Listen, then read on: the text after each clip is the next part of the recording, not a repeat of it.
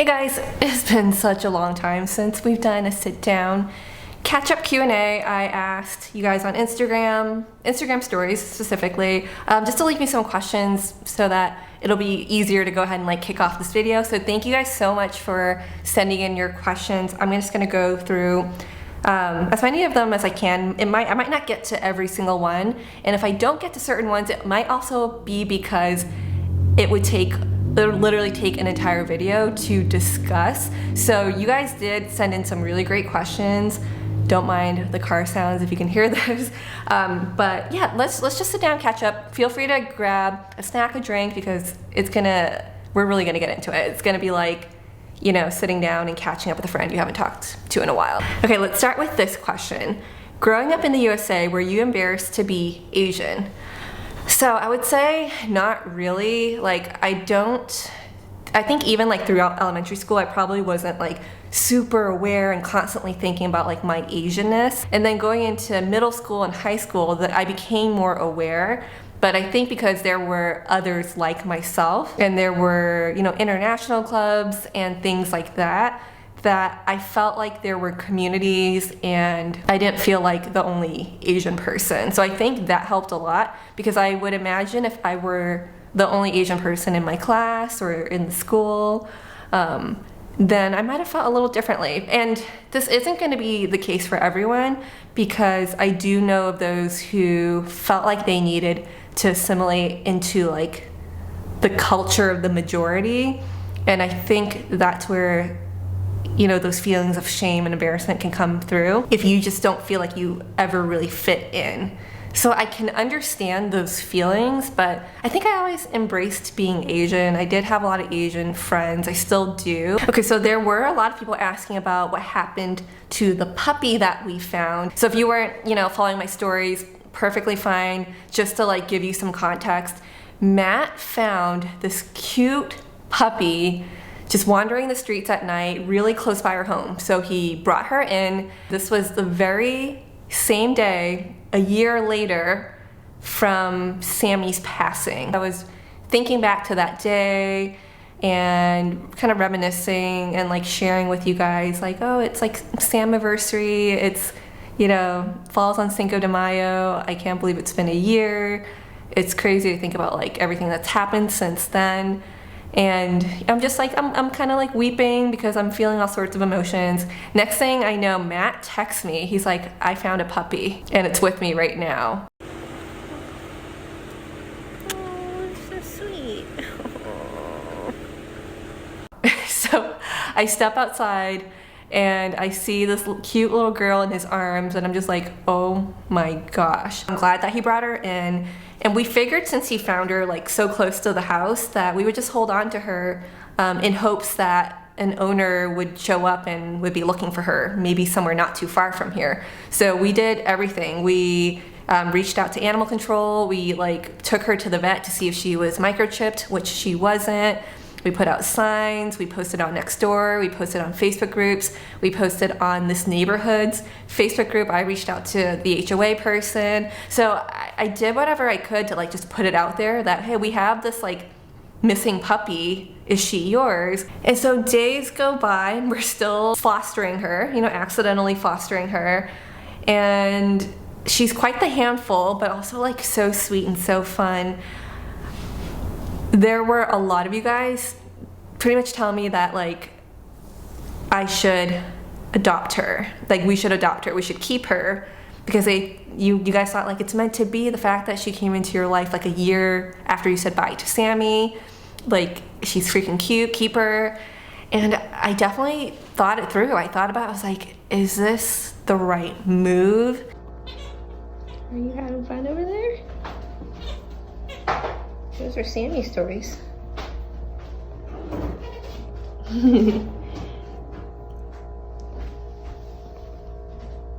It was incredibly rewarding to take care of her. It just didn't feel like the right fit. Like, we still miss her to this day. What ended up happening was we did end up rehoming her. One of my friends that I went to college with reached out and was like, hey, me and my fiance are interested. Could we also bring our lab mix over and just see how they interact with each other? And I was like, yeah, sure, I think that's a great idea. And in fact, when they mentioned that, that got me extra excited because I really felt like she needed like a pup bro or a pup sis to like not only like interact with and fully engage with so that she can let out all of her energy, but so that she can be more properly socialized and learn from her now sister, older sister.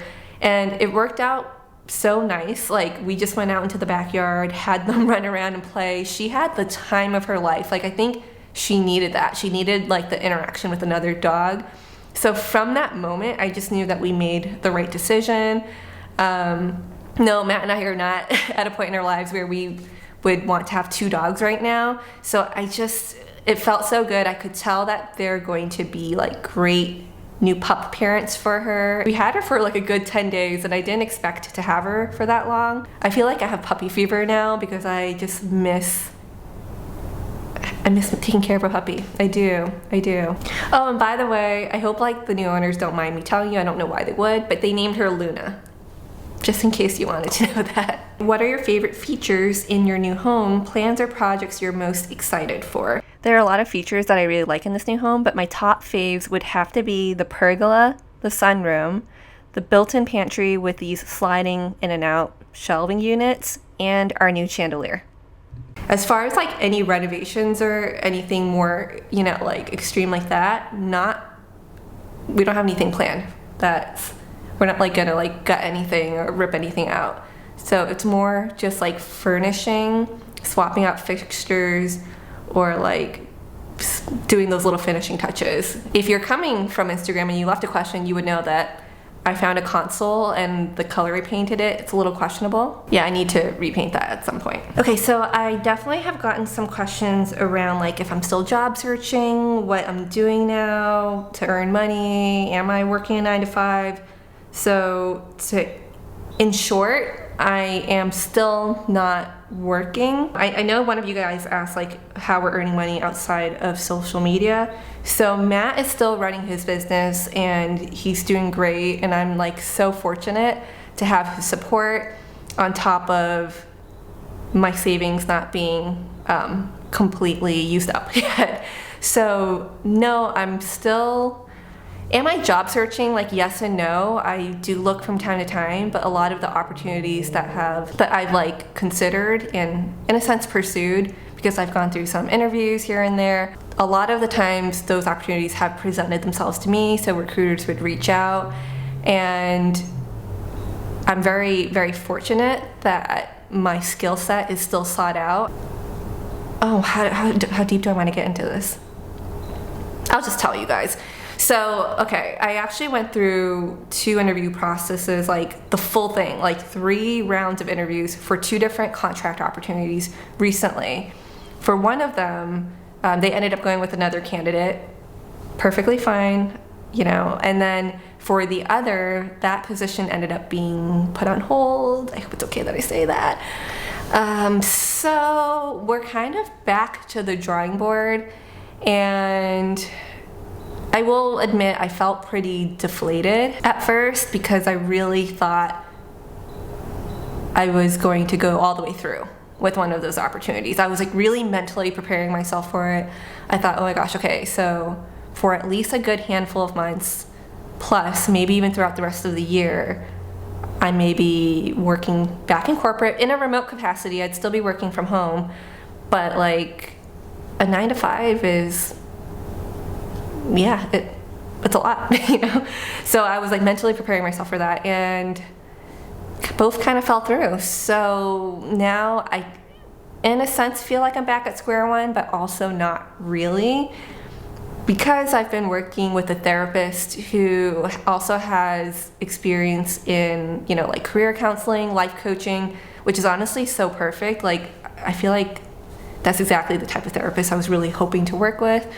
And we're trying to work through like me figuring out what I really want to do next, because I think that has been holding me back the most. It's been really nice to work with someone on this and not feel like I'm having to figure it out alone, because I just feel like I haven't been doing a great job figuring it out myself.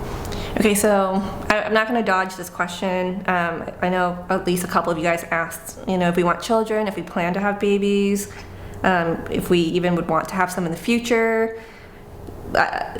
One of you guys said either way is awesome, which is really sweet. Thank you for clarifying that. But right now, at this very moment, I don't have baby fever. I definitely have puppy fever. So I feel like the likeliness of getting a dog, at least sooner, is much higher than having a baby. But I will say, I've been thinking really hard, doing the inner work, talking about this in therapy, like ad nauseum. Like, do I want kids? How do I figure this out if I want kids or not? I don't want to wait until it's too late. Not that it would be way too late later, but I'm in my mid-50s. Oh my gosh, I'm in my mid-30s now. And I know it's something that I seriously need to think about. So I'm not saying that it's impossible or that I would not consider it at all. But I would say at this very moment, I'm not wanting kids, though I do want to plan and prepare for the future should we decide to. And it's been, I think of all the things, like beyond trying to figure out what I want to do next with my career or to sustain our life, like beyond all of that, this is probably the toughest thing for me to figure out. The toughest question I'm going to be asking myself for a while is, do I want kids? It's a big question. So if anyone else is struggling with this, let me know. If anyone used to feel like they didn't want kids but suddenly decided they want them, like what changed? Because I'd be really, really curious to hear about your experiences too. I know a lot of you guys are moms now, or maybe considering or trying. Let's end on like a really positive note. I want to end on this question because I thought it was just so incredibly sweet. It made me tear up. You asked, how are you doing genuinely? With a little heart emoji. That's so sweet. Thank you. I'm actually going to grab my laptop. Just a second. Okay, what time is it? Oh, yeah. I'm hoping we can hit the gym right after this, so please be a good take. Okay, I'm going to pull up this one little journal entry that I wrote some time ago, because I feel like the best way to answer this question is that I've been pretty damn good. There have been highs and lows, but I would say the highs far outweigh the lows. Like there have been definitely way more highs. So this is a little like journal entry that I wrote on May 3rd. So that was like a few weeks ago. Let me just read it for you guys. Okay. I can't believe we are almost halfway through the year. That also means I'm nearing 1.5 years of being on a career break. That is insane to me. I'm thinking about the past few weeks and even past few months, and it has been heartwarming to be able to connect with people, old friends and new, in a way that we haven't been able to in a while. I love that I've been getting out of my comfort zone, and I hope to continue to do more of that throughout the year. I just had a revelation tonight that being open to meet new people or having the desire to further nurture my current relationships doesn't just come from a place of increased happiness. It's also coming from a renewed place of self-love. Like, wow. This means I'm finally beginning to properly love myself again, I think. To really, okay, hold on. Let me compose myself. I told myself I would get like a tissue box, but I was like, I'm good, I don't need it. And then we make it till the end, and yeah, here we are.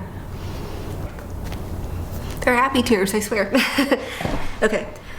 To really allow yourself to open up, let others in, and want to express love means that you have the capacity to do so because you also love yourself.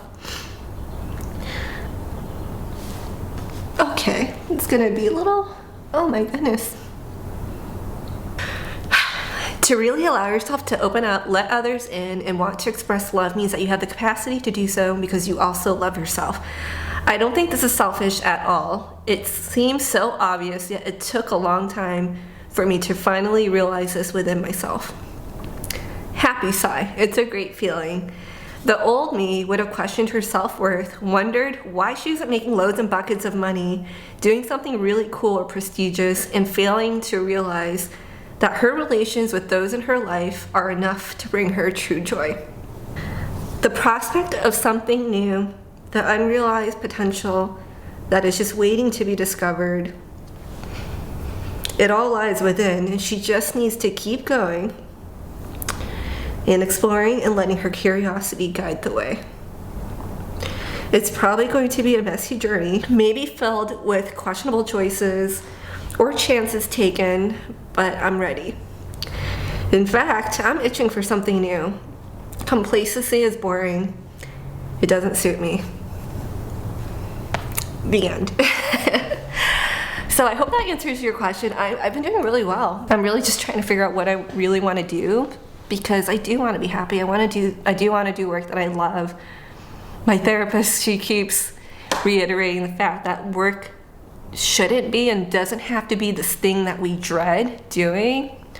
It doesn't have to be that, and I so badly want to believe that. So I'm going to continue working towards that and fighting for that. I'm sorry if I didn't get to all of your questions. If there are any others, or the question that you've asked that like you really would like for me to cover next time, definitely let me know. You guys have a great rest of your day and week and life.